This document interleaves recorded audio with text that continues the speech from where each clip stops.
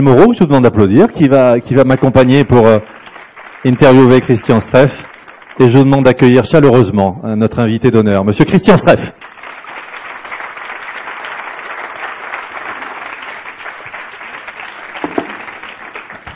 Alors Isabelle, tu as prévu un portrait qui va compléter celui de Monsieur Soubi, et ensuite je vous ferai comme hier un portrait en chiffres, des chiffres et des êtres pour Christian Streff. Alors bonjour à tous, effectivement Raymond Soubi connaît bien Christian Streff, donc il vous a déjà donné quelques grandes lignes de son parcours professionnel. Je vais être un peu plus précise, entrer également un petit peu dans le détail, notamment concernant votre accident, parce que c'est un événement qui a quand même marqué votre vie. Alors je rappelle que vous êtes né le 21 septembre 1954 à Sarrebourg en Moselle, et vous venez tout juste de souffler vos 60 bougies.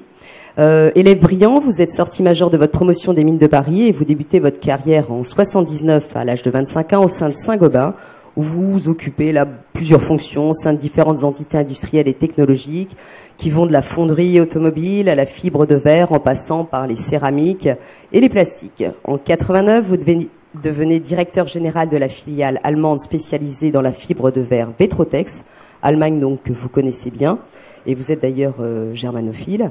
Et vous rejoignez ensuite l'Italie pour prendre la tête de Vetri, une filiale dédiée à l'emballage. En 97, vous redressez la division canalisation, qui est l'ex-Pont-à-Mousson, avant de diriger de 2001 à 2003 le pôle matériaux haute performance, qui est basé à Paris et à Boston. Alors directeur délégué de Saint-Gobain, vous claquez la porte du groupe en raison de divergences stratégiques avec votre mentor Jean-Louis Beffa, président du groupe Saint-Gobain. Donc après plus d'un quart de siècle, parce que moi j'avais noté 25 ans, mais c'est 27, vous disiez tout à l'heure, une autre entreprise vous ouvre ses portes, c'est EADS. Et en juillet 2006... C'est pas moi qui ai claqué la porte de Saint-Gobain. On m'a claqué la porte au nez pour tout dire. On vous claque la porte au nez. C'est vrai que vous claquez plutôt celle de EADS. Vous avez raison. Je me suis mal lu. Après un quart de siècle passé à Saint-Gobain, une autre entreprise vous ouvre ses portes, et en juillet 2006, vous êtes nommé membre du comité exécutif de ADS et président exécutif d'Airbus. Là, votre germanophilie est appréciée tant par les Français que par les Allemands, mais entre votre volonté de mettre en place une restructuration avec à la clé quelques 1000 suppressions d'emplois, votre souhait de davantage d'autonomie pour Airbus par rapport à la maison mère, les choses se gâtent. Patron déterminé, avec la réputation de ne pas être tendre en affaires, vous plaisez à Louis Gallois, le coprésident de ADS, mais vous fâchez Thomas Enders, le coprésident allemand, et là, comme le disait Raymond Soubi, 100 jours après votre arrivée, vous quittez votre poste. Cette fois, c'est vous qui partez. Encore une correction, je suis désolé. Je ne suis pas fâché avec Thomas Enders, non, pas du tout. Vous le fâchez, j'ai dit. Vous étiez un petit peu en bisbille. Non, pas avec lui. Non. C'est pas avec lui? Ah non, c'est plus compliqué que ça. Hein. Alors on va m'arranger. Je suis resté un grand ami de Tom Enders encore aujourd'hui. Voilà. Toujours. Que nous saluons. Voilà. Bien, correction faite. Mais vous faites bien. 4 mois plus tard, vous êtes nommé président du directoire de PSA Peugeot Citroën. Vous êtes par ailleurs membre du du conseil de surveillance de ThyssenKrupp AG et Continental AG. Vous arrivez aux commandes du constructeur automobile au moment où les profits plongent et les modèles vieillissent. C'est là qu'arrive, en mai 2008, le 11 mai précisément à 11h, votre vie bascule. Avenue de la Grande Armée, au siège parisien du groupe, vous vous enfermez dans votre bureau situé au 9e étage pour faire une petite sieste, ce que vous faites d'ailleurs régulièrement pour évacuer la pression. Mais la pause s'éternise et grâce à la réactivité de votre secrétaire et de votre chauffeur, vous êtes pris en charge très rapidement à la Pitié-Salpêtrière, où l'on vous diagnostique un AVC. La faute à votre emploi du temps millimétré, au train d'enfer que vous meniez entre réunions, voyages et déficit de sommeil. Sur le coup, vous mesurez mal le long travail de réapprentissage qui vous attend et voulez reprendre votre poste au plus vite. Avec le repos, les séances d'orthophonie et le soutien de votre femme Françoise, qui vous réapprend tout de zéro, notamment grâce à un imagier des 1000 premiers mots, vous pensez pouvoir reprendre les commandes de l'entreprise. 2 mois jour pour jour après votre attaque, vous vous retrouvez sous les feux des projecteurs pour présenter les résultats semestriels. Vous faites illusion, même si ceux que vous fréquentez ne sont pas dupes. Au salon de l'auto en automne, période où l'industrie automobile et PSA avec sont emportés dans une crise sans précédent, c'est la catastrophe, vous butez sur les mots et vous tenez des propos embrouillés. Votre situation personnelle, de mauvais résultats fin 2008 et des tensions avec la famille Peugeot font qu'un dimanche, le 29 mars 2009, vous êtes remercié par les Peugeot. Le choc passé, arrive la période des questions. Que faire? Redevenir un grand patron comme avant? Ou revenir à vos amours écologistes de jeunesse et monter un fonds d'investissement spécialisé dans l'environnement? Ou vous atteler à l'écriture d'un deuxième roman après Kriegspiegel? Tout cela vous traverse l'esprit pendant votre reconstruction, si je peux employer ce mot-là. Aujourd'hui, vous avez un rôle de conseil reconnu sur les questions de stratégie, comme chez Safran, le groupe aéronautique, dont vous êtes le vice-président. Votre nom circule d'ailleurs dans la presse pour succéder à Jean-Paul Hertemann, dont le mandat se termine au printemps. Vous avez également investi dans 2 jeunes start-up, l'une spécialisée dans les économies d'énergie qui s'appelle OptiReno, et l'autre, Explicit, qui fabrique des sièges d'avions ultra légers. Alors nous voilà 5 ans après, 5 ans qui ont été très importants pour vous. Et cette histoire, votre histoire, vous la racontez dans un livre dont le titre « J'étais un homme pressé » résume l'avant et l'après. Merci beaucoup Isabelle. Petit portrait en chiffres, avec quelques chiffres et quelques anecdotes. 4 chiffres téléphone maison, les 4 chiffres du code de la maison que vous n'arriviez plus à mémoriser. Et vous étiez obligé d'appeler votre épouse, dont vous aviez aussi oublié le numéro de téléphone. 5 comme chiffre nouvelle route, ce fameux GR5, ce chemin qui quelque part vous a conduit à la Renaissance, Christian Streff.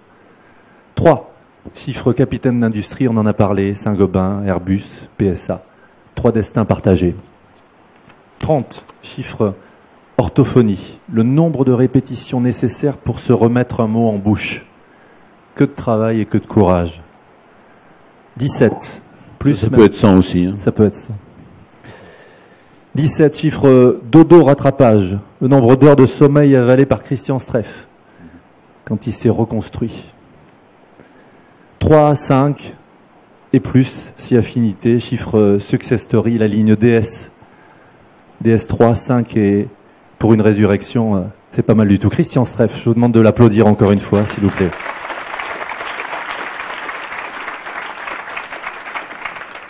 Christian Streff, c'est quelque chose qui nous a beaucoup marqué avec Isabelle. Proximité, disponibilité, un homme qui se confie. C'est ce que vous avez fait à travers ce livre. Pourquoi ce livre? Qu'est-ce qui vous a amené à l'écrire? Il y a 3 raisons essentiellement. La première, c'est de mettre tout ça au passé pour moi. C'est pour ça que vous trouvez dans le livre le passage sur le GR5 qui était une autre manière de dire que ben voilà, quelque chose allait recommencer après 3 ans vraiment difficiles. Et la deuxième raison, c'est de dire merci à tous ceux qui m'ont aidé. Et ils sont nombreux, j'en cite quelques-uns dans le bouquin. Il y a d'abord ma femme, bien sûr, sans laquelle je pense pas que je serais ici à vous parler, parce que on pourra peut-être en parler, mais chez beaucoup d'AVC, beaucoup de gens qui ont eu un AVC, dont certains d'ailleurs sont dans cette salle, je crois, il y a un point très important, c'est la volonté d'y arriver quoi qu'il arrive, alors que on a souvent l'impression d'avoir fait beaucoup d'efforts pour rien, on retombe en arrière. Tout ça, c'est un long chemin, et sans être aidé, sans être poussé par quelques personnes qui vous sont proches, je crois que c'est très difficile de réussir à s'en sortir. Et la troisième raison, c'est le bonheur d'écrire un bouquin, de recréer, de se rendre compte qu'on est capable d'écrire. J'ai mis longtemps à l'écrire, pour tout vous dire. J'ai mis presque 1 an à écrire ça. En particulier la troisième partie, qui est celle qui est la plus ouverte, qui est celle qui essaye de donner quelques conseils. Quelques clés, oui. Je l'ai réécrite 3 fois, pour tout vous avouer. Alors justement, quel message, quelle réflexion souhaitez-vous faire passer à travers ce livre? Et là, vous êtes devant un parterre de DRH. Est-ce qu'il y a des choses sur lesquelles tout le monde doit être vigilant? Il y a des points sur lesquels il faut pas lâcher? Quel message souhaiteriez-vous faire passer ce matin? Le message le plus important, c'est d'y croire. De continuer quoi qu'il vous arrive, quoi qu'il arrive à votre entreprise, quoi qu'il arrive aux gens de votre entourage, c'est de croire que quel que soit l'endroit où vous êtes arrivé, dans un pépin, le trou dans lequel vous vous trouvez, il y a toujours une manière d'en ressortir, et ça c'est le point le plus important, quoi. Ensuite, il y a d'autres apprentissages que j'ai fait à cette occasion-là, mais celui-là, vous le faites sans arrêt, vous tous, contrairement au patron que j'étais. J'ai appris à écouter. Je pense pas avoir été, avant d'avoir eu un AVC, un monstre d'écoute. Je pense plutôt avoir été quelqu'un qui avançait assez vite. Un peu héros solitaire, hein. Voilà. C'est comme ça qu'on m'a décrit, en tout cas. Aujourd'hui, j'aimerais bien d'ailleurs vous écouter aujourd'hui.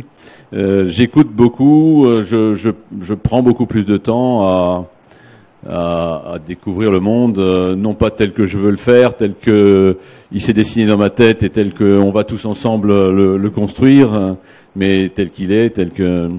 Donc cette redécouverte est un point vraiment fondamental pour moi. Il y a quelque chose d'important aussi qui ressort, outre le fait que vous vous êtes posé, ne serait-ce que pour écrire le livre, pour poser ses idées, ce vécu, cette expérience.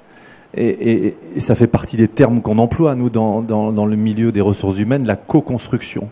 Ouais. Vous avez appris à réavancer à deux, avec votre épouse, vous le disiez, avec les médecins, avec l'orthophoniste, avec celui, on pourra le citer, ce capitaine d'industrie qui vous a accompagné. Ça aussi, ça a changé la donne.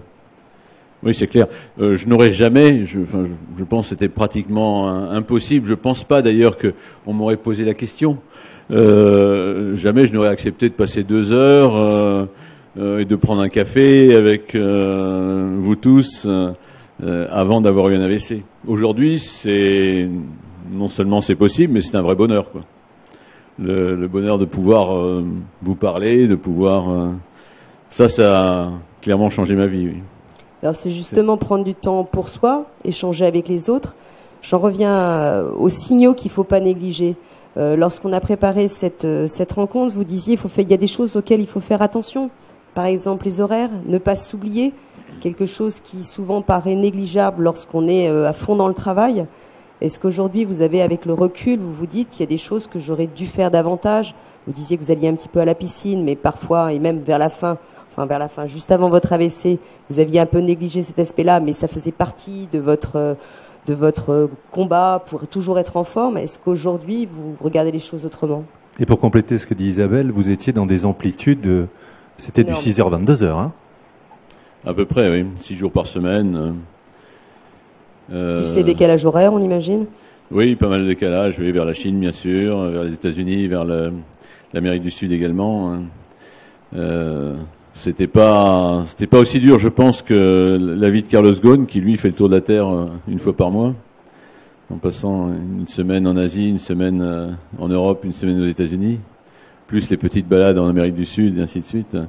Mais non, ce que j'ai redécouvert, d'abord, c'est que j'avais des enfants qui avaient bien grandi dans l'intervalle.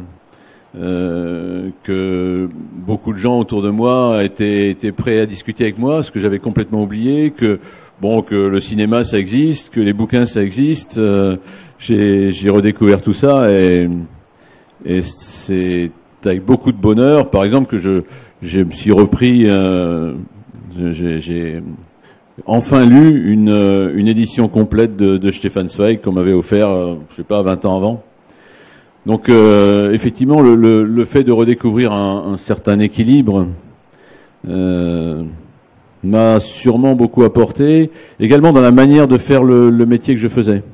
Je pense qu'aujourd'hui, si je devenais patron de PSA demain matin, ce qui n'est pas prévu, ce qui n'est pas le cas, ce qui est même exclu pour moi, je le ferais mieux. Je trouverais le temps, même si j'avais l'impression de ne pas avoir une minute à moi, d'écouter plus les gens, et de prendre le temps de parler avec un collaborateur, avec un peu d'autre chose, quoi. Vous nous dites PSA, jamais plus. Qu'est-ce qui s'est passé avec les Peugeot? Rien, honnêtement. Bon, j'ai écrit une petite vacherie sur Thierry Peugeot parce que ça fait du bien.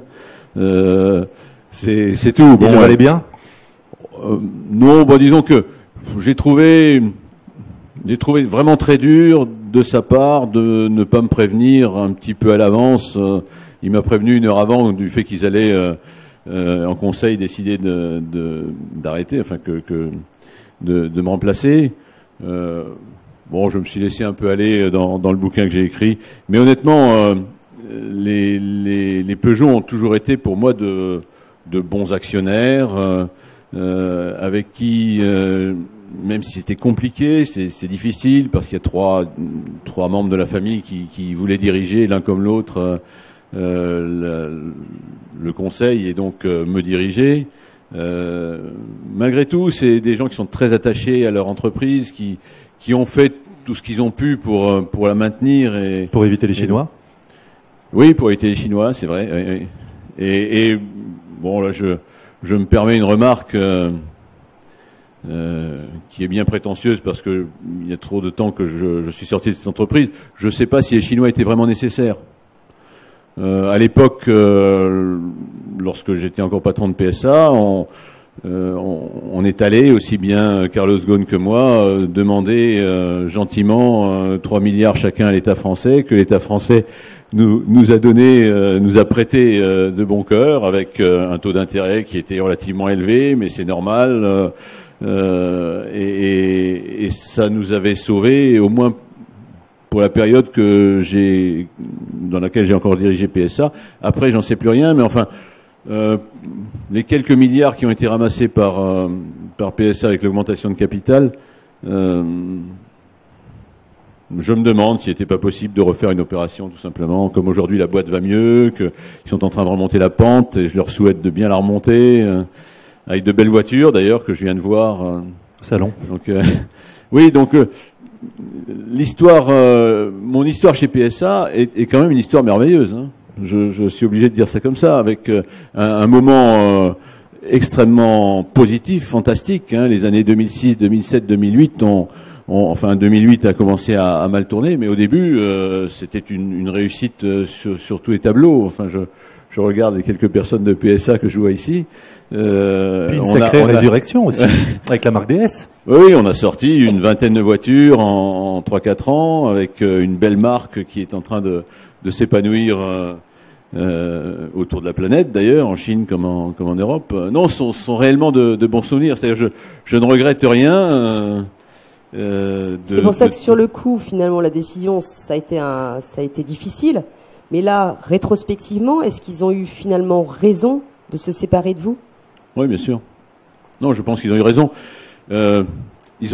Disons que ils ont couru le risque d'avoir tort, parce qu'à quelques mois après, je pense que je commençais à reprendre du poil de la bête. J'étais en pleine reconstruction. Oui, j'étais à ce moment-là. Ça faisait 1 an que j'avais eu mon AVC. Je sentais que les choses revenaient, que j'arrivais à me reconstruire. Par contre, j'ai eu tort de dire oui. J'ai eu tort de dire oui. Bien sûr, je peux continuer, alors que j'avais la moitié de ma tête. Ça fait partie d'ailleurs de la nosognosie, le fait de ne pas se rendre compte du fait qu'on va pas bien, quoi. Enfin, c'est. Vous insistez également dans votre livre sur vos relations professionnelles, amicales. Est-ce que vous avez souffert justement de l'éloignement de certains de vos proches, de certaines relations professionnelles? Vous citez un certain nombre de personnes qui ont été très présentes, notamment Henri Lachmann, qui le premier vous a prêté un bureau et un téléphone. Quelle analyse faites-vous? Est-ce que les gens sont gênés par ce type d'accident? Est-ce que c'est là aussi qu'on compte ses vrais amis? Qu'est-ce que vous en tirez comme expérience aujourd'hui? Oui, c'est clair. D'abord, les premiers jours, c'est vraiment un choc quand vous vous retrouvez tout seul, après avoir été le patron de 200 000 personnes dans le cas de PSA. Le téléphone honnêtement, non, personne ne s'intéresse à vous, et c'est assez terrible.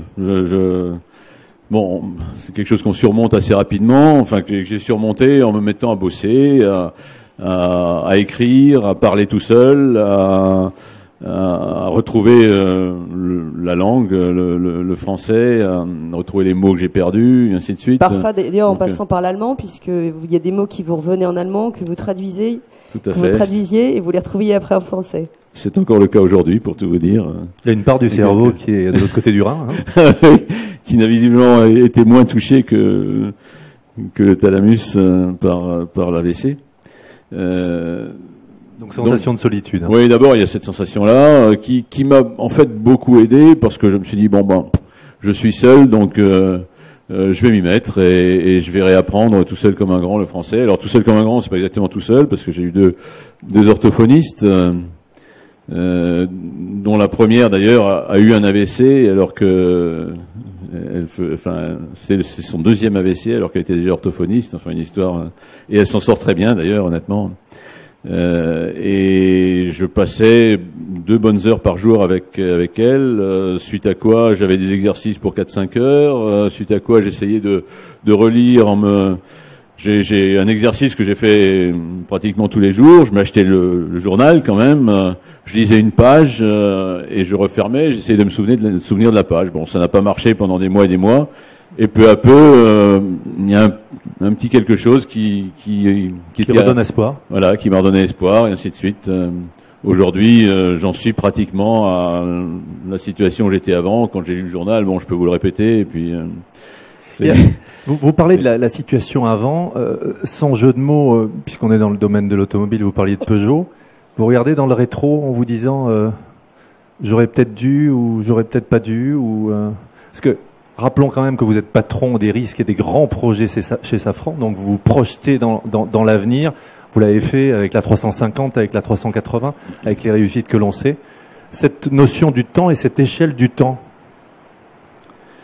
Alors, me plonger dans le passé, je le fais maintenant plus. Je l'ai fait pendant la période où j'étais tout seul. Bien sûr, j'ai réfléchi à comment éviter à l'avenir d'avoir un nouvel AVC d'abord, et ce que je changerais dans le mode de management que j'avais. J'ai bien réfléchi à ça. Le point numéro 1, je pense, c'est celui que j'ai cité tout à l'heure, c'est l'écoute, de réussir à garder plus de temps pour les autres que ce que j'avais auparavant. Vous nous confiez que avant, vous créiez 200 000 emplois et c'était bon. On n'allait pas vous embêter avec d'autres histoires.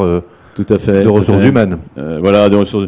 Il y a par exemple l'exemple qui m'a le plus frappé, c'est lorsque mon orthophoniste un jour m'a demandé, alors que j'étais dans la période où je continuais à travailler chez PSA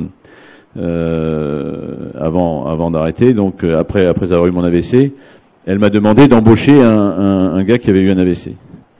Alors je sais pas si les gens d'ici de PSA se souviennent de ça. Je l'aurais jamais fait avant.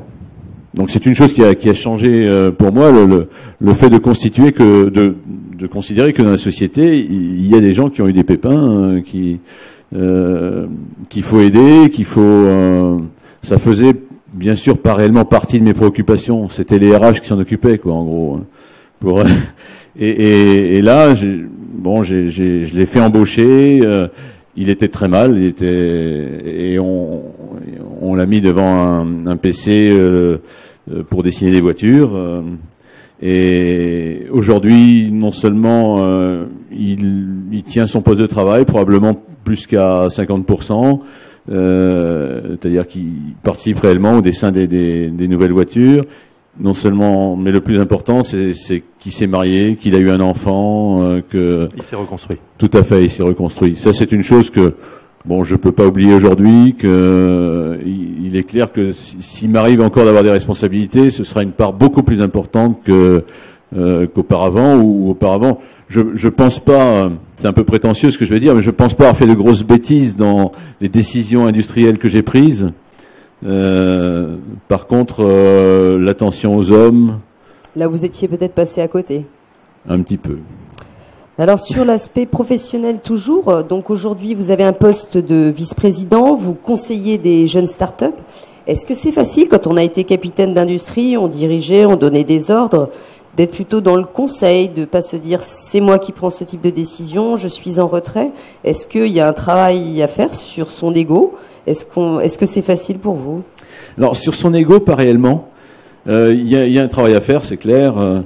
Avec les jeunes dont je m'occupe, je me retiens sans arrêt de leur dire mais non, la bonne décision c'est ça, faites donc ça, ainsi de suite. Alors que Je la connais, la bonne décision, je sais bien. Vous faites violence en disant non, je veux pas leur dire. Je dis non, ils vont la trouver, puis je leur laisse faire quelques erreurs, je leur laisse faire la découverte du fait qu'ils ont fait une erreur, honnêtement, c'est passionnant de voir ça. Et je pense que ça doit être une question d'âge également. J'arrive à un moment où la bonne manière de transmettre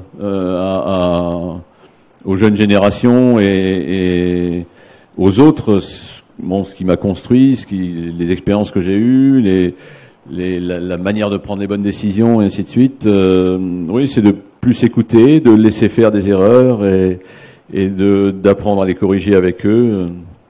Ça, c'est une chose que, bien sûr, bon, lorsque j'étais chez Airbus, par exemple, il y avait 3 décisions à prendre. Je me souviens que l'A350 n'était pas du tout une décision prise, bien au contraire. Dans l'équipe de direction, il y avait 2-3 personnes qui, après quelques semaines de réflexion sur le sujet, se sont emparées de la décision également, sont devenus positifs. J'ai dû rassembler l'ensemble de l'équipe, une douzaine de personnes. Évangéliser tout ça. Hein. Oui, tout à fait. Et au bout, j'avais une petite majorité pour le 350. Et à ce moment-là, bon, le patron que j'étais a repris le dessus sur le coordonnateur ou bien on fait la synthèse, on va dire. L'animateur, voilà, c'est ça. On a décidé de faire un modèle. J'ai envoyé une dizaine de gens clés d'Airbus en Espagne pour quelques jours, en leur disant vous ressortez avec les problèmes clés résolus pour faire cet avion. Il y avait en particulier la carlingue dont il fallait changer de matériaux et ainsi de suite. Ils sont revenus avec ça. On a lancé le 350. Ce sont des aventures fantastiques, je trouve. Ce sont des choses sur lesquelles j'ai pas le moindre regret. Mais aujourd'hui, je pense que je le ferai différemment. Et peut-être que cette décision du 350, par exemple, prendrait 2 mois de plus, ce qui n'est pas grave. Alors qu'à l'époque, pour moi, 2 mois... Le temps, justement, Christian Streff, c'est quelque chose qui est clé. On subit tous, ou on vit tous, ou on arrive à gérer cette notion de temps, cette notion d'immédiateté, d'instantanéité, l'info en continu. Comment est-ce que vous gériez ça et comment vous le gérez maintenant? Vous disiez tout à l'heure, je laissais faire ça au RH. Le temps de la finance, le temps de l'humain, vous l'appréciez différemment? Oui, alors pour tout dire, j'ai quand même eu, avant mon AVC, une technique ou bien des méthodes de travail qui m'évitaient de me faire envahir par tout ce par quoi vous êtes envahi aujourd'hui, les nouvelles, digital, tout ça. Ouais, j'ai toujours eu une méthode de travail très efficace, très forte, qui m'a évité d'écouter. Alors c'est le problème de l'écoute, j'y reviens toujours, d'écouter les choses qui n'étaient pas importantes, de foncer, hiérarchiser quelque part. Hein. Oui. Bon, c'est une technique que beaucoup d'entre vous connaissent. L'important et l'urgent, tous les matins sur mon bureau, que j'avais écrit la veille au soir, avec tout ce qui n'était pas important, pas urgent, bien noté, de manière à pas y toucher, et de consacrer 1 heure ou 2. Alors en principe c'était 2, mais en pratique c'était plutôt 1 heure à ce qui est très important mais pas urgent. Et ça vous fait gagner un temps phénoménal. Bon là vous avez le truc de management de la journée. Sur une feuille A4, c'est ça hein? Une feuille A4, oui. Non, à A8. D'accord. Donc une petite feuille de manière à pas écrire trop de choses non plus, parce que de toute façon vous n'arriverez pas à les faire. C'est un élément fondamental du mode de travail que j'ai eu. Donc ne pas se faire envahir par les montagnes de données qui naturellement vous envahissent aujourd'hui, ça j'ai toujours réussi à le faire. Ce que je ne réussissais pas à faire, c'est de réserver quelques minutes ou bien 1 heure ou 2 par jour à ne pas travailler. Ça je réussissais pas. Aujourd'hui ça va. Est-ce que votre confiance en vous, on a pris un coup avec cet événement, et est-ce que le regard des autres est quelque chose d'important? Est-ce que aujourd'hui vous avez, alors visiblement non, pas du tout peur d'affronter des DRH qui viennent vous écouter? Vous êtes là, vous êtes souriant. Est-ce que c'est quelque chose qui a été important pour vous dans votre vie. Et aujourd'hui, est-ce que vous êtes heureux, Christian Streff? Oui, heureux, je crois que j'ai toujours été. Sauf pendant les 3 ans où j'ai dû ramer pour redevenir à peu près moi-même. Encore plus alors? Je suis plus heureux aujourd'hui, oui. Non, pardon, j'ai oublié la question que vous m'avez posée. La question, c'était le regard des autres, et est-ce que aujourd'hui, c'est important pour vous, ce que les autres pensent de vous, la manière dont ils vous perçoivent? Alors c'est vrai que vous avez fait la promotion de votre livre sur différents plateaux télé, donc les gens savent très bien ce qui vous est arrivé. Est-ce que vous l'appréhendez de pouvoir en parler, ou pas du tout, vous êtes à l'aise comme aujourd'hui devant tout le monde à nous expliquer un petit peu ce Non, je suis à l'aise. J'ai du mal à rentrer dans votre question parce que je crois pas que j'ai jamais été ni à l'aise ni mal à l'aise à parler à des gens. J'ai une remarque quand même que je voulais faire. Vous avez parlé de RH. Je fais partie, je crois, des rares patrons pour qui le collaborateur numéro 1 n'est pas le directeur financier. Mais le DRH. Oui, mais le DRH. Ah, bah là, Je vais applaudir l'assistance, s'il vous plaît. Ça nous va bien, ça, hein. Bon, je le dis pas pour vous faire plaisir. Bon, vous le croyez si vous voulez, mais ça a toujours été pour moi le DRH, parce que je pense que la fonction numéro 1 du patron, c'est quand même de choisir d'abord son équipe, de la faire tourner, d'avoir un minimum d'équilibre dans les personnalités qui dirigent la société, et ainsi de suite. Non, c'est vraiment la question fondamentale. Alors bien sûr, au fur et à mesure que les équilibres financiers prennent de l'importance, au fur et à mesure que vous montez en responsabilité, il est clair que lorsque j'étais patron de PSA, il y a des jours où je ne parlais que de finance parce que la finance allait mal. Mais fondamentalement, je pense que le premier collaborateur du patron, c'est le responsable des ressources humaines. C'est plus que les ressources humaines, c'est des hommes, d'abord des quelques-uns qu'on dirige, et ensuite de l'équilibre entre les objectifs de la société, les objectifs financiers, les objectifs industriels et les objectifs humains. Ça, je crois pas que je l'ai appris à cette occasion-là. Ça a été renforcé. C'est renforcé par mon AVC, c'est clair, qui fait que je fais plus attention à la fin de la colonne. Sans être très napoléonien, je dirais que quand vous emmenez une entreprise, vous avez les gens qui vont à la bonne vitesse, qui vont même plus vite que vous quelquefois, et vous avez ceux qui traînent derrière. Pensez à ceux qui ont du mal à suivre. C'est quelque chose qui a pris de l'importance pour moi. Alors qu'honnêtement, avant mon AVC, je m'en préoccupais pas. Beaucoup de gens disent que la France a du mal à suivre le rythme de l'Allemagne. Vous qui avez une partie du cerveau et des affinités, d'un côté du Rhin et puis de l'autre, votre regard par rapport à ce que disait Raymond Soubi tout à l'heure, ces 10 années passées là-bas et puis cet attachement au pays, à la langue. Alors j'imagine qu'un certain nombre de DRH ici ont des connaissances d'Allemagne,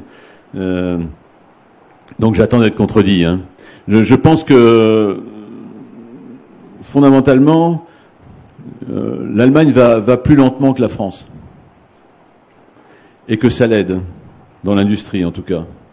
Un Allemand, quand il fait un plan d'entreprise, c'est pas à 6 mois, c'est pas 1 an, c'est pas 3 ans, c'est à 10 ans.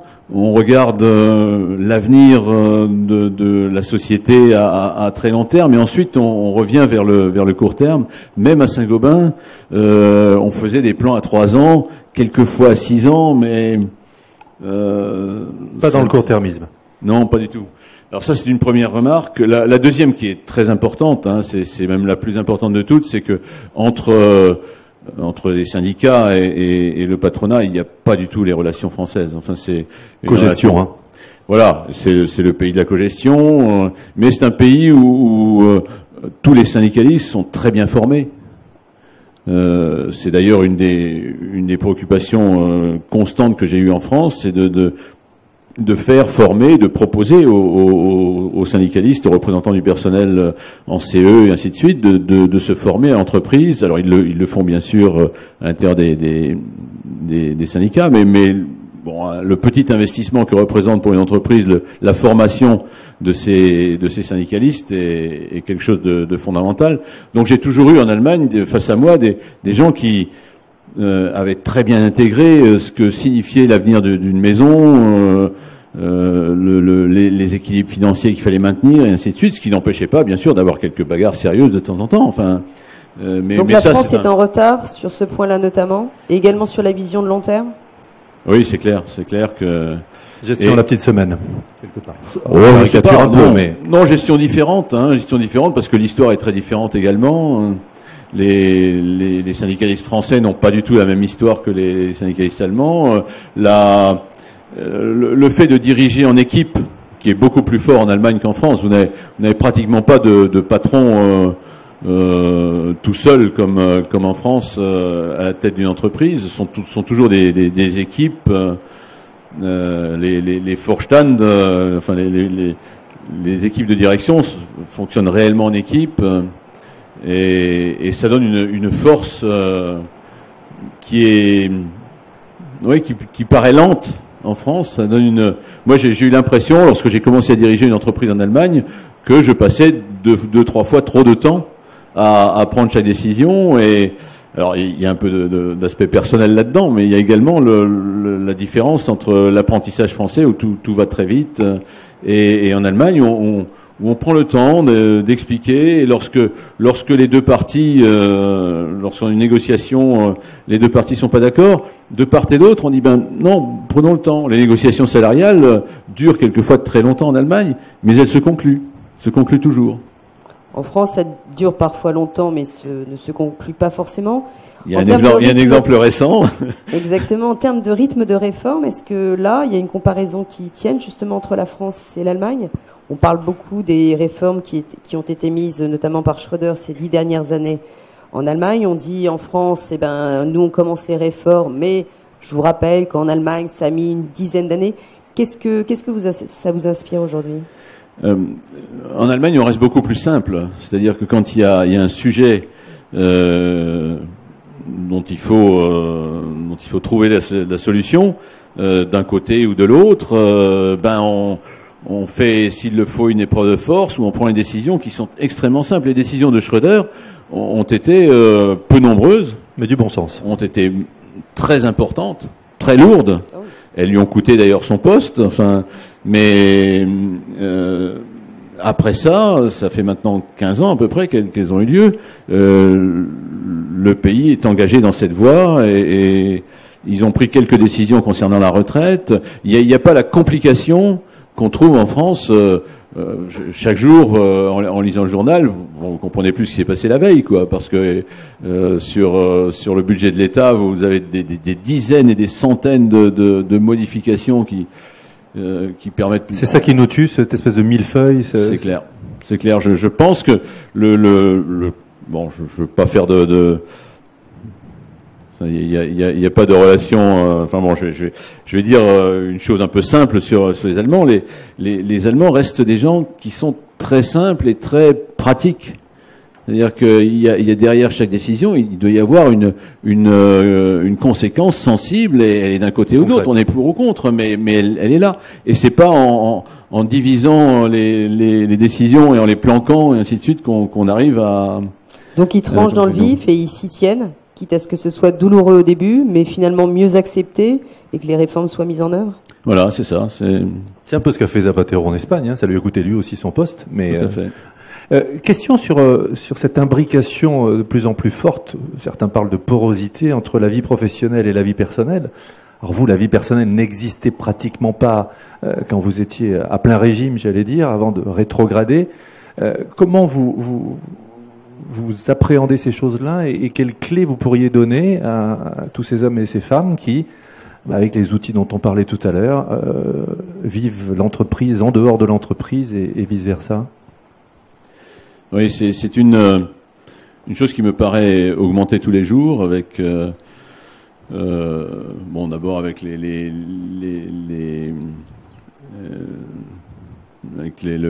la capacité des données à vous attraper tout autour de la planète, autour du 24 heures sur 24 et ainsi de suite. Il y a beaucoup de gens, dont certainement une bonne partie d'entre vous, qui ne résistent pas à lire leur SMS, leur courrier et ainsi de suite à tout moment. Donc il y a un envahissement de la vie professionnelle entre guillemets. Alors ce que je pense moi d'abord, c'est que c'est pas ça la vie professionnelle. C'est pas de répondre à des courriers, de lire. La vie professionnelle, ça reste d'abord de l'échange entre personnes, comme on le fait ce matin, et qu'un SMS ou bien un email ne remplacera pas les 5 minutes ou l'heure passée à résoudre un problème à deux. Le temps de la machine à café, finalement, est pas mal. Ah oui, c'est fondamental. Ça restera, je pense que ça restera fondamental. Le rituel du thé nous parlait hier Thierry Marx, où il rencontre en one-to-one les collaborateurs.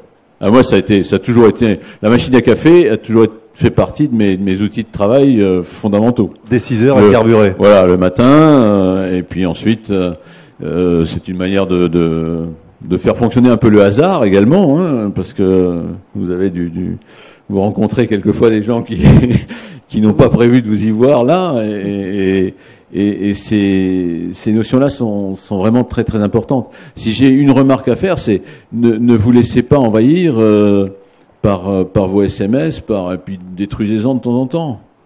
Et pensez à vous aussi. Faites un essai, essayez de détruire une journée de mails qui vous arrivent, et regardez les conséquences. Alors j'ai pu le faire, moi, ça, comme patron de PSA, parce que j'avais quelqu'un qui s'occupait de mon courrier. Ah bah ça facilite quand même la tâche. C'est vrai que ça aide, hein.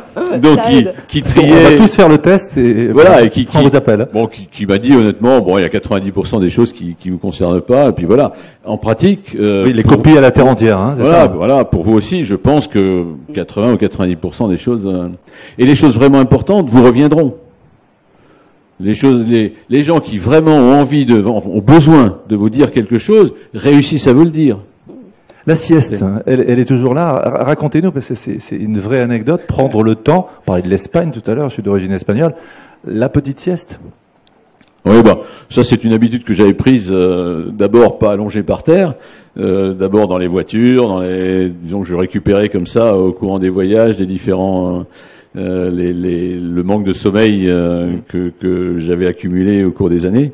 Effectivement, je me suis rendu compte que passer quelques minutes allongé par terre en dormant un peu ou en ne dormant pas, donc, simplement à même le sol dans le bureau. Oui, tout à fait. Vous saurez tout là maintenant. Et c'est dans cette situation-là que m'a retrouvé ma secrétaire et mon chauffeur lorsque j'ai eu un AVC. C'est d'ailleurs deux personnes auxquelles je dois la vie. Je le dis devant vous tous, c'est vraiment sans mon chauffeur, je serais pas à vous parler aujourd'hui comme ça, parce que 10 minutes après que j'ai eu l'AVC, j'étais à la Pitié-Salpêtrière en de bonnes mains. Donc j'ai la chance que n'ont pas malheureusement beaucoup de gens qui ont eu un AVC d'avoir été pris en charge tout de suite. Et je sais que l'ambulance que ma secrétaire avait appelée en parallèle, mon chauffeur est arrivé après que je sois arrivé à la Pitié-Salpêtrière.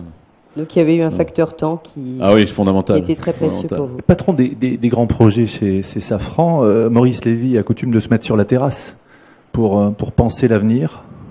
Et vous? Moi, je marche. Alors, je marche lorsque... Bon, c'est une des choses qui, je pense, m'a manqué à PSA. En dehors de grands voyages où, quand vous allez en Chine, vous avez le temps de vous balader un peu. Quand vous allez au Brésil aussi. Oui, il faut de toute façon, c'est une question de survie intellectuelle. Je dirais, il ne faut pas rester sans arrêt emprisonné dans les mails que vous recevez. Il faut vous réserver un espace propre où vous construisez vous-même quelque chose. Sans ça... Donc c'est ce que vous disiez, penser à soi, des loisirs, des expos, la lecture. Tout ce que je n'ai pas fait et que j'ai retrouvé après. Christian Streff, mais cette fois-ci, je vais tenir tout ça très très fort. Il n'est pas question que votre famille veillera et qui vous a accompagné tout au long de ces... Avant de passer aux questions-réponses... Vous m'avez fait le veto ce matin, par exemple, pour être honnête. Petite sieste après, si vous voulez. Il y a quelque chose qui nous brûle un peu les lèvres. Patron des grands projets, des projets pour vous, Christian Streff, 2015, et une porte qui s'ouvre. Il y en a une qui s'ouvre à Safran, bien sûr. Mais ma vie est aujourd'hui beaucoup plus large, beaucoup plus ouverte qu'elle n'était dans les 10 années précédentes. Je dis ça sans le moindre regret pour le boulot que j'ai fait dans les 10 années précédentes, ni pour la vie que j'ai eue dans les années précédentes. Mais enfin, aujourd'hui, elle est ouverte. Il y a peut-être aussi une question d'âge là-dedans. C'est-à-dire que les 2 petites boîtes que j'aide à démarrer sont très importantes pour moi. C'est vraiment capital. Je veux qu'elles réussissent. Je veux les aider et toute cette tout ce travail que je fais pour ne pas être présent tout en étant présent, ainsi de suite, c'est quelque chose de fondamental. Et puis bon, j'ai des gamins entre guillemets qui ont quand même 30 ans que j'ai retrouvés, que j'aide beaucoup, donc c'est plus la vie, ce sont les vies. Et c'est une des remarques que je vous dirais à tous, surtout ne vous concentrez pas trop, n'oubliez pas que la vie est complexe et qu'elle est riche. Et courte. Courte, j'en sais rien, je suis pas pressé. Nous non plus. On resterait bien la matinée avec vous, hein, puisque vous êtes levé moins tôt. Qui a envie de poser la première question à Christian Streff? On va donner un micro à mademoiselle, ou alors je viens vers vous. Allez. Maud. Mademoiselle, tu es gentille. Frédéric est un ami. Merci pour ce témoignage. J'aurais 2 questions à vous poser. Est-ce que les grands patrons industriels ont appris de votre expérience?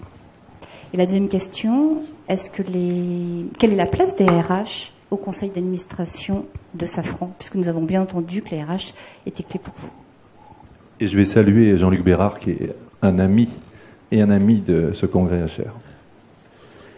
Oui, Jean-Luc Bérard est un DRH fantastique. Fantastique parce que très attentif à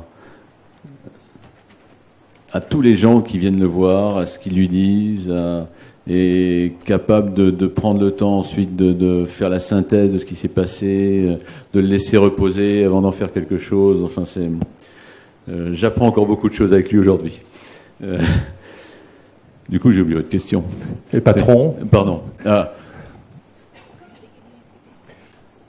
Non, pardon. Excusez-moi. On parlait des patrons, des chefs d'entreprise, des patrons de groupe, et puis l'humain dans tout ça. Oui, les patrons qui se sont suffisamment intéressés à ma question, à ce qui m'est arrivé pour en tirer quelque chose. Oui, bien sûr, il y en a. J'ai parlé de Lachmann dans mon bouquin. Henri Lachmann et Jean-Pascal Tricoire sont vraiment devenus encore plus amis qu'ils n'étaient à l'époque et continuent à s'intéresser à ce qui m'est arrivé, à mon parcours, en tirent, je crois, des conséquences. Bon, je suis pas chez Schneider pour pouvoir mesurer ça clairement, mais mon impression, c'est qu'ils en tirent des conséquences. La plupart des amis proches que j'ai conservés dans le patronat français, c'est pas possible que les questions qui m'est posées n'aient pas fait vibrer chez eux quelque chose qui aura des conséquences d'une manière ou d'une autre sur leur manière de diriger leur société, c'est clair. Je peux pas en dire plus que ça. D'abord, bon. Après, à nous d'interroger les patrons pour savoir voilà, si quelque part ça a changé leur vie. On a peut-être le temps pour encore une ou deux questions. Oui, bien sûr, oui. Monsieur qui est juste là. Oui, monsieur, Eva, si tu as le micro, merci. Merci de vous présenter, monsieur. Et on vous écoute et après. Oui, bonjour, Olivier Dussert. Je dirige une école qui s'appelle l'IGS et qui forme aux ressources humaines. J'avais une question. On a l'impression que les patrons français des grands groupes, et j'imagine que vous étiez peut-être dans le même cas, sont plutôt un peu machistes, mais vous nous avez dit quand même qu'il y avait 2 femmes dans votre vie qui avaient été importantes, la vôtre, et puis votre secrétaire, et puis une troisième, même si j'ai bien compris, qui était l'orthophoniste. Est-ce que votre relation avec le monde des femmes au travail a changé ? Je vais être très prétentieux, je ne crois pas faire partie des patrons machistes. J'avais réussi à PSA pendant un moment à avoir 3 femmes au board, dans l'équipe de direction. C'était sur combien de femmes? Sur combien de personnes? Sur une dizaine. Mais c'était une révolution parce qu'il n'y en avait pas. Surtout dans des métiers industriels. Hein. Oui, avant, il y en avait une qui était, bien sûr, comme toujours, la directrice de la communication. Ah. Désolé, hein, mais enfin, non, je pense avoir fait déjà, et je ferai à l'avenir tout ce qu'il est possible pour faire évoluer le monde de l'industrie vers une responsabilité plus importante des femmes. Je pense que c'est vraiment dommage. C'est vraiment dommage quand une équipe de direction ne comporte que des hommes. Bon, enfin, il manque quand même la moitié de l'humanité. Et donc là, vous prêchez un convaincu. Simplement, la seule remarque que je ferai, d'ailleurs, je vais en faire une qui peut vous paraître négative sur les conseils d'administration.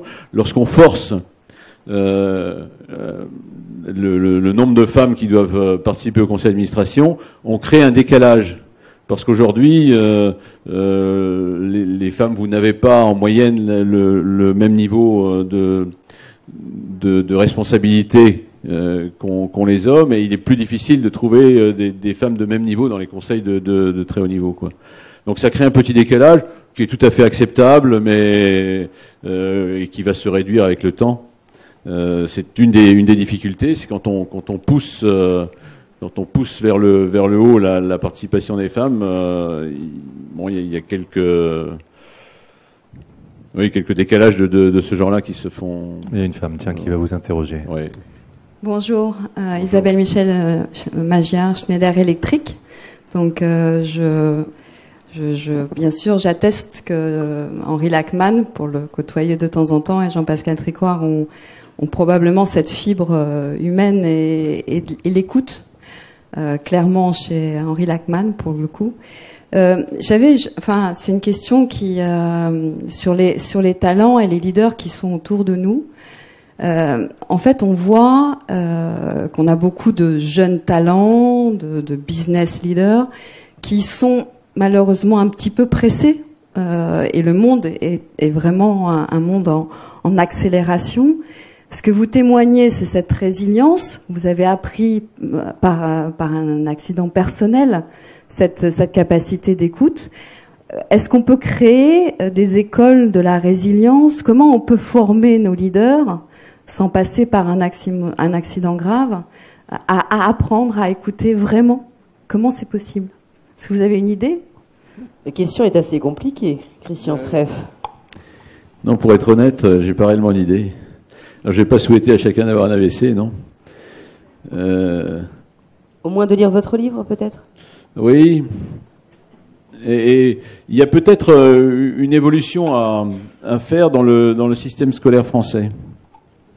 C'est une banalité que je vais dire, mais je pense que le système scolaire français qui est fantastique, qui crée de très bonnes, qui impose à vous tous comme à moi.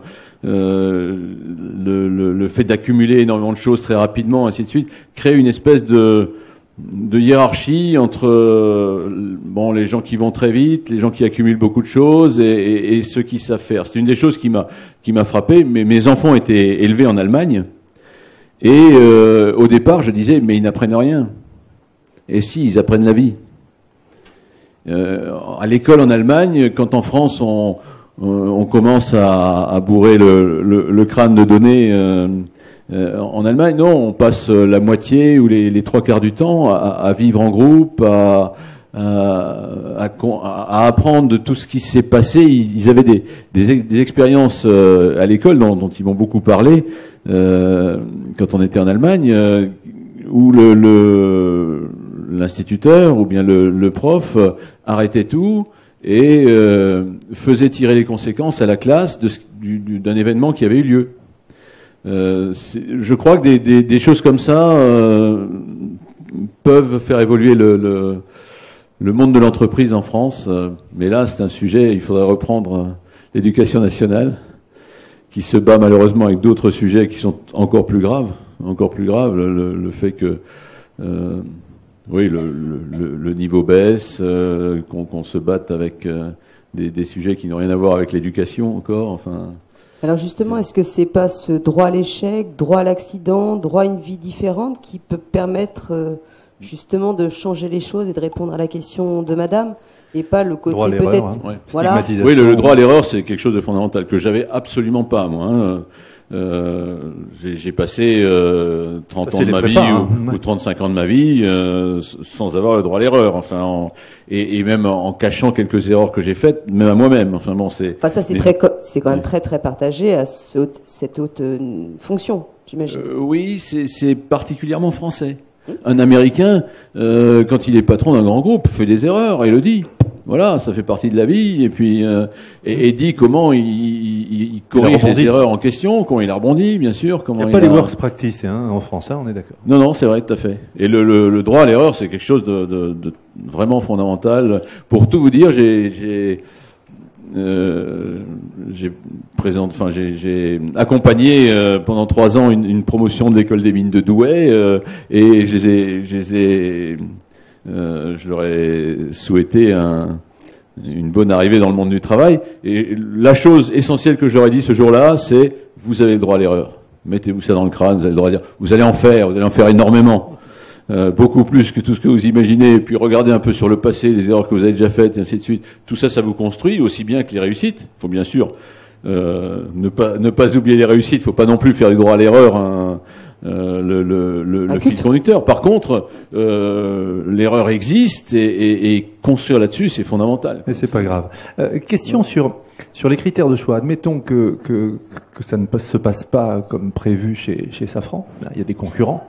Est-ce qu'il y a des critères aujourd'hui qui vous feraient aller dans une entreprise, dans un groupe pour le diriger, qui se sont ajoutés aux critères que vous aviez jusqu'à présent? Je pense à Isibert, à cette notion de gouvernance humaine qu'il porte avec d'autres au niveau mondial. Est-ce qu'il y a des critères de choix qui fait que non, même si le poste est intéressant, il n'y a pas assez d'attention à l'humain, on est trop dans le...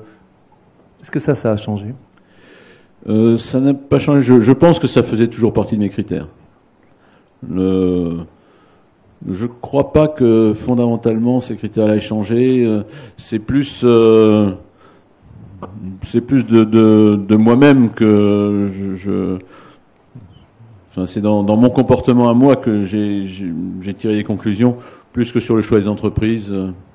Non, il y a toujours des secteurs où naturellement j'ai pas tendance à aller, d'autres. Comme. Et par contre.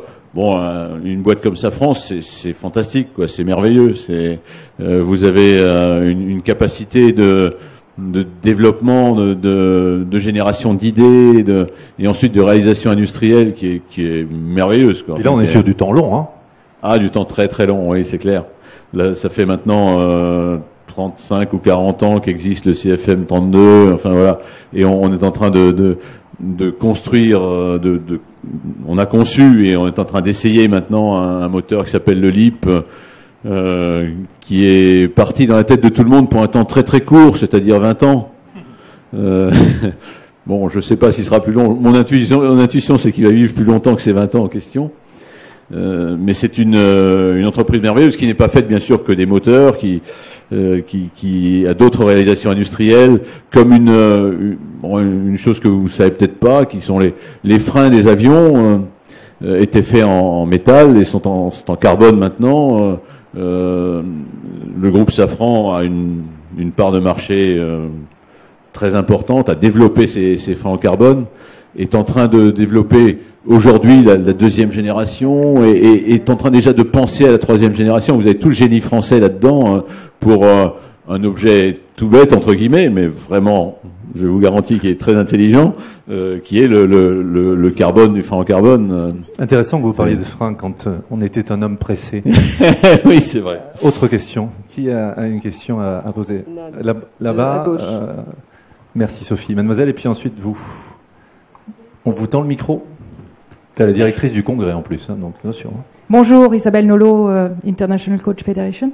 Je me posais la question justement de la place de l'accompagnement individuel des dirigeants. Quelle place elle a pu avoir pour vous? Quelle place elle aurait pu avoir dans votre parcours pour l'infléchir d'une façon ou d'une autre? Ça a toujours été très important pour moi. C'est-à-dire, j'ai toujours été accompagné, soit d'en haut, soit à côté de moi, soit par des gens extérieurs à l'entreprise. C'est une chose que j'ai toujours recherchée.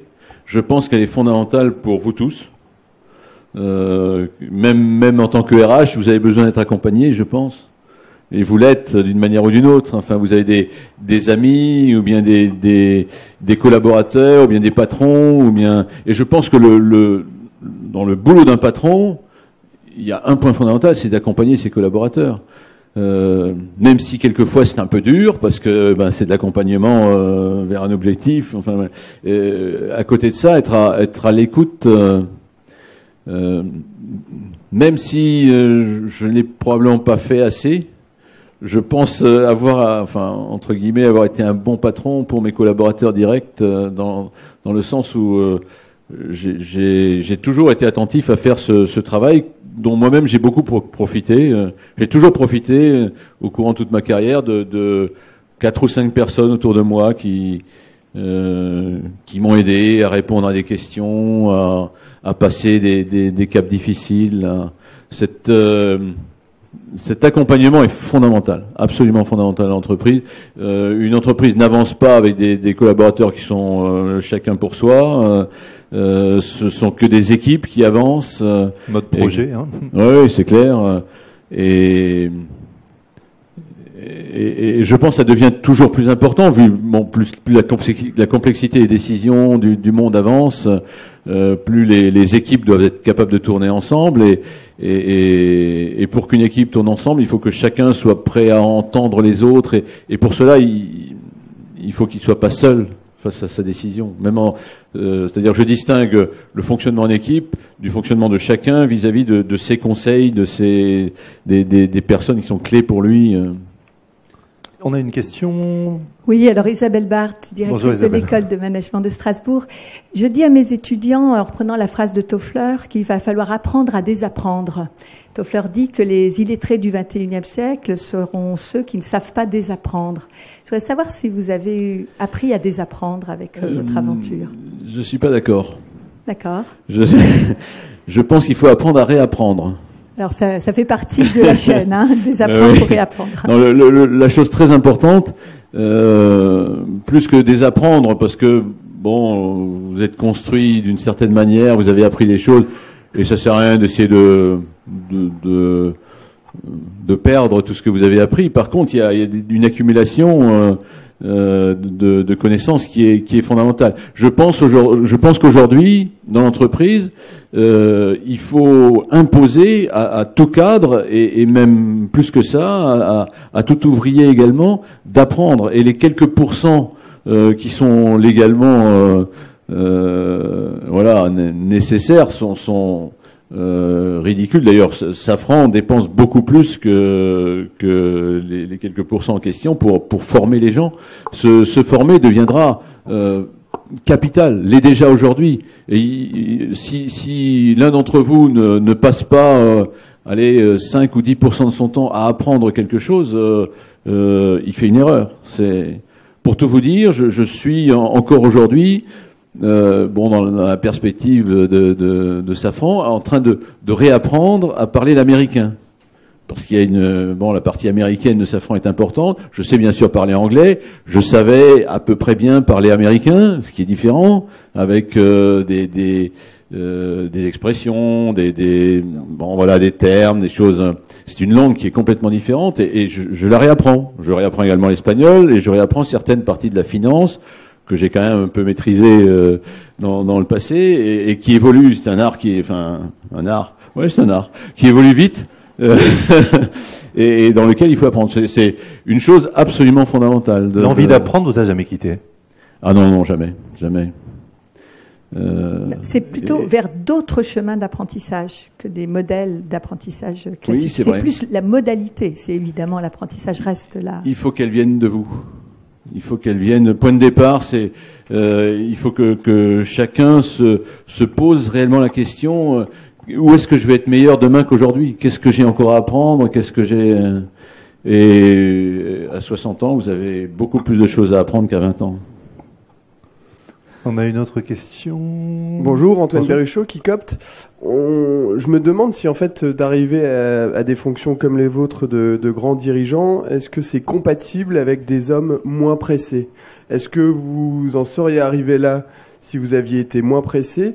Et est-ce que vous avez connu des dirigeants de grandes entreprises qui ont managé comme vous le feriez demain si vous reveniez? Première question. Et deuxième question, est-ce que finalement on ne devient pas un peu accro aux responsabilités et à la rapidité de la vie? Parce que vous nous dites que vous vous êtes calmé, mais vous apprenez l'espagnol, l'américain, vous suivez 2 startups. Enfin, on sent que vous vous êtes calmé, mais que ça reste assez soutenu. Non, il m'arrive de regarder la télé, hein.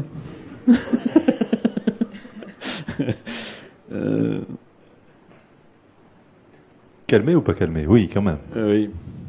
Ah, c'est pas possible, j'ai encore oublié votre question. Non, mais est-ce que on peut arriver à des niveaux de poste comme les vôtres en étant un peu moins pressé? L'ancien patron. Oui, j'en connais.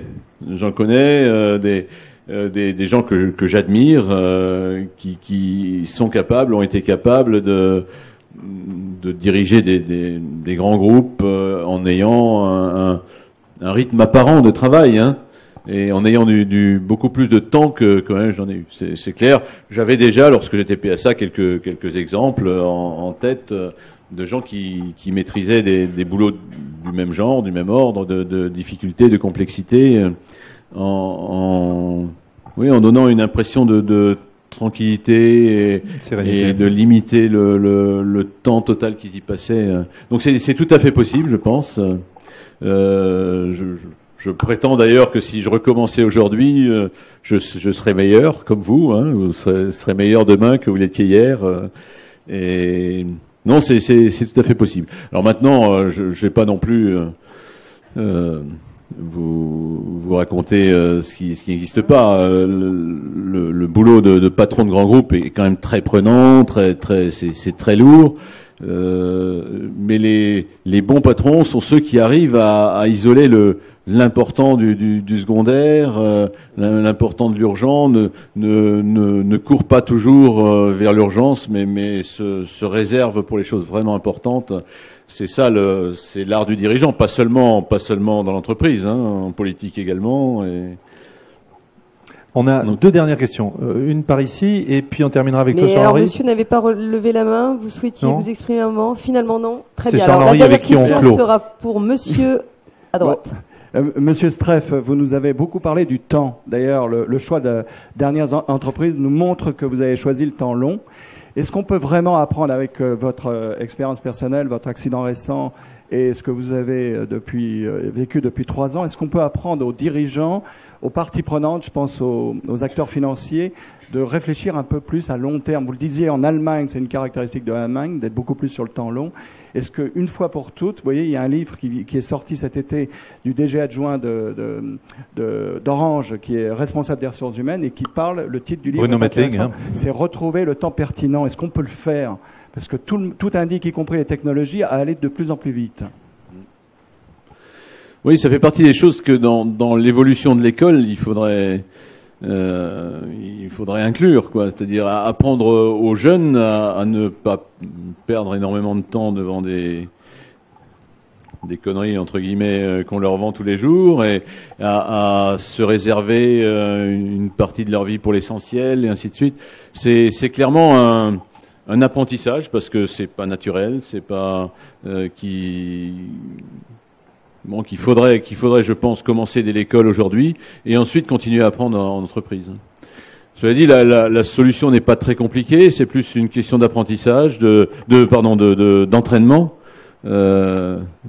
L'entraînement à se réserver du temps, à trier tout ce qui vous arrive tous les jours sur le PC. Mais la solution, disons, j'ai du mal à imaginer un cours sur la gestion du temps. C'est plus de l'expérience où chacun d'entre vous, oui, c'est pas une question théorique, hein, c'est une question vraiment très très pratique, où vous devez tous, en tant que RH, jouer un rôle capital, je pense, hein, sur votre patron aussi bien que sur les collaborateurs. En tout cas, on était ravis d'avoir un homme heureux et qui a pris le temps Christian Streff, merci beaucoup. Merci pour ce partage. Merci à vous. Alors, merci à Isabelle qui m'a accompagné et voilà. J'étais un homme pressé que vous allez pouvoir dévorer, prendre le temps de le lire. Mais pourquoi pas ce week-end d'ailleurs. Christian Streff, merci. Et puis vous passez à la table, non pas des négociations, mais de la dédicace. Merci à vous tous et bonne deuxième journée de ce 28e congrès HR.